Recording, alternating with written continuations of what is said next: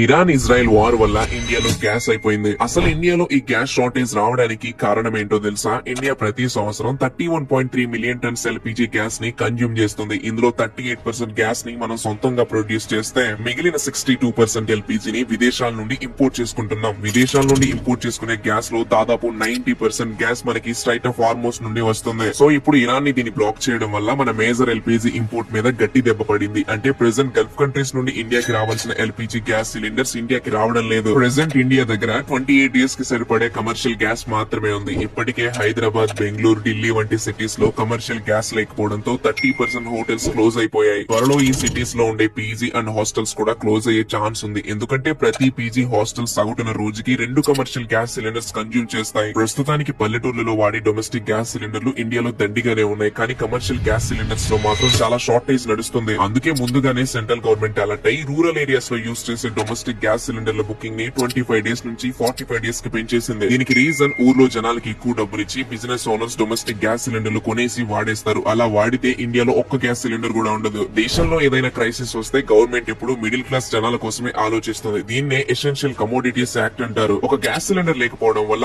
Office canteen లో food ఉండదు, road పైన టిఫిన్ ఉండదు, స్విగ్గీ జొమాటో కోసం చెప్పక్కర్లేదు, హోటల్స్ ఉంటేనే అవి రన్ అవుతాయి. Already hotels 30% close. ఎక్కడో 3000 కిలోమీటర్ల దూరంలో యుద్ధం జరుగుతుంటే ఆ ఇంపాక్ట్ మన మీద పడుతుంది. సో ఇక్కడ పాయింట్ ఏంటంటే వార్ అనేది ఫస్ట్ లో ఎక్సైట్మెంట్ ని క్రియేట్ చేసినా ఫైనల్ గా ఎప్పుడు డిజాస్టర్ నే మిగులుస్తుంది. హోప్ఫుల్లీ ఈ వార్ త్వరలోనే ఆగిపో